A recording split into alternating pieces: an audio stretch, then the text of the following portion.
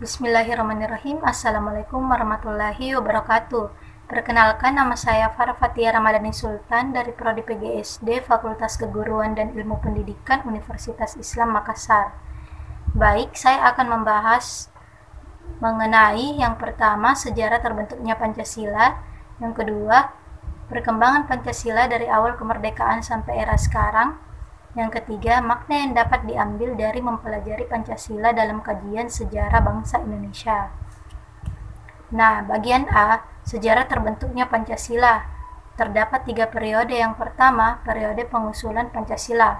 Pengusulan Pancasila awalnya dilakukan dalam sidang BPUPKI atau Badan Penyelidik Usaha Persiapan Kemerdekaan Indonesia pada tanggal 29 Mei 1945 sampai 1 Juni 1945. Presiden Insinyur Soekarno menyampaikan ide dan gagasannya terkait dasar negara Indonesia yang dinamakan Pancasila. Panca berarti 5 dan sila berarti prinsip atau asas. Dalam pidatonya, Bung Karno menyebutkan 5 sila sebagai dasar negara Indonesia, yaitu 1. Kebangsaan, 2. Internasionalisme atau perikemanusiaan, 3. Demokrasi, 4. Keadilan sosial, dan yang kelima, ketuhanan yang Maha Esa.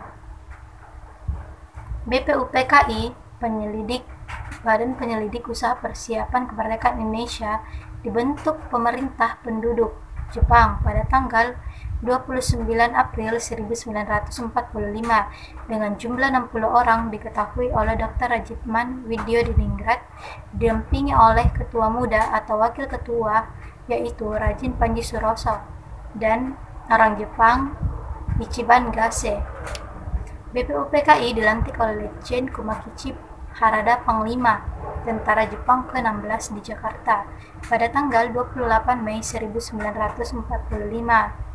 Dimulai sidang pertama dengan pokok pembicaraan antara lain Mr. Muhammad Yamin, Insinyur Soekarno, Ki Bagus Hadikusumo, dan Mr. Supomo. 2. Periode perumusan Pancasila. Dalam sidang BPUPKI yang kedua, pada 10-16 Juli 1945, naskah awal pembukaan Hukum Dasar, yang kemudian dikenal dengan nama Piagam Jakarta. Ia adalah naskah awal pernyataan kemerdekaan Indonesia. Terdapat alinea keempat sebagai rumusan Pancasila, yaitu 1. Ketuhanan dengan kewajiban menjalankan pemeluk-pemeluknya. 2. Kemanusiaan yang adil dan beradab.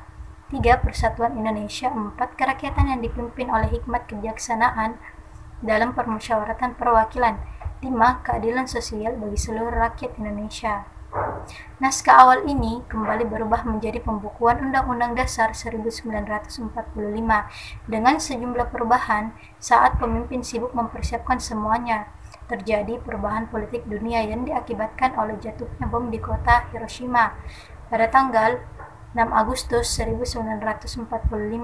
Sehari setelahnya Jepang mengeluarkan maklumat yang isinya adalah 1.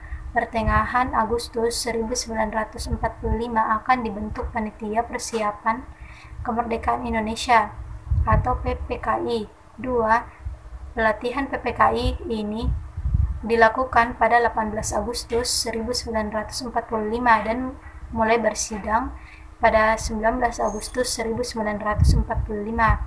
3. Direncanakan 24 Agustus 1945 di Indonesia dimerdekakan. Pada tanggal 8 Agustus 1944, Soekarno, Hatta, dan Rajiman dipanggil Jenderal Terauchi yang berkedudukan di Saigon dan diberi kewenangan untuk membentuk Panitia Persiapan Kemerdekaan sesuai maklumat Jepang. Sepulang dari sana, mereka membentuk PPKI dengan jumlah 21 orang.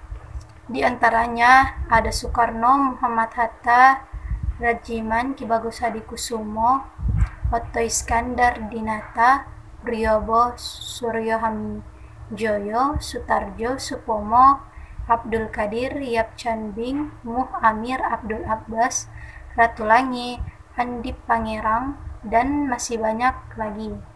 3. Periode pengesahan Pancasila. Pancasila pada tanggal 12 Agustus saat 3 tokoh dipanggil oleh Jenderal Terauchi di Saigon. Kejadian terduga terjadi pada 14 Agustus 1945. Jepang menyerah kepada sekutu membuat 3 tokoh kembali ke Indonesia dan disambut ramah oleh warga di sana. Namun, tak berselang lama, terjadi kesalahpahaman antara kaum muda dan kaum tua Soekarno. Hal ini mengakibatkan penculikan Soekarno dan Hatta ke Rengas Dengklok. Hari ini adalah keputusan rapat kaum muda sebelum pergantian tanggal 16 Agustus hingga pada dini hari Hatta mendiktekan proklamasi tersebut, ditulis oleh Sayuti Melik, dan proklamasi ini berhasil dicetuskan pada tanggal 17 Agustus 1945. B. Perkembangan pelaksanaan Pancasila dari masa ke masa. 1. Pancasila awal kemerdekaan tahun 1945 sampai 1959. Pancasila sebagai dasar negara pada masa awal kemerdekaan menghadapi berbagai tantangan. Salah satunya yaitu adanya upaya-upaya untuk mengganti Pancasila sebagai dasar negara dan penyimpangan terhadap nilai-nilai Pancasila. Tantangan penerapan Pancasila sebagai dasar negara pada masa awal kemerdekaan yakni sebagai berikut. 1. Pemberontakan Darul Islam atau Tentara Islam di Indonesia. 2. Pemberontakan PKI di Medium. 3. Pemberontakan Republik Maluku Selatan. 4. Pemberontakan Angkatan Perang Ratu Adil Apra. Yang kedua, penerapan Pancasila pada masa Orde Baru. Orde Lama pada tahun 1959 sampai 1966. Masa Orde Lama dikenal dengan sebutan sebagai periode demokrasi terpimpin. Demokrasi terpimpin dicetuskan oleh Presiden Soekarno karena banyaknya gerakan separatis yang menyebabkan ketidakstabilan negara, tersendatnya pembangunan ekonomi karena sering terjadi pergantian kabinet sehingga program pembangunan yang dirancang oleh kabinet tidak berjalan secara utuh. Yang kedua, penerapan Pancasila pada masa Orde Baru. Masa Orde Baru adalah masa kepemimpinan Soeharto sebagai Republik Indonesia dengan konsep demokrasi Pancasila. Visi utama pemerintahan Orde Baru ini adalah penerapan Pancasila dan Undang-Undang Dasar NRI tahun 1945 secara murni dan konsekuen dalam setiap aspek kehidupan masyarakat Indonesia. Tetapi ada penyimpangan penerapan dan Pancasila selama Orde Baru. 4. Masa reformasi 1988 sampai sekarang. Penerapan Pancasila pada masa reformasi hingga sekarang ditandai dengan kebebasan berbicara, berorganisasi, berekspresi, dan lain-lain di kehidupan masyarakat. Tantangan penerapan Pancasila di era reformasi adalah menurunnya rasa persatuan dan kesatuan di antara sesama warga bangsa. Contohnya yaitu konflik di beberapa daerah, tawuran antar pelajar, serta menyelesaikan permasalahan dengan tindak kekerasan. Cita-cita dan negara Indonesia dalam mewujudkan masyarakat Indonesia yang adil dan makmur berdasar pada Pancasila dan Negara Republik Indonesia tahun 1945. C. Makna yang dapat diambil dari mempelajari Pancasila dalam kajian sejarah bangsa Indonesia.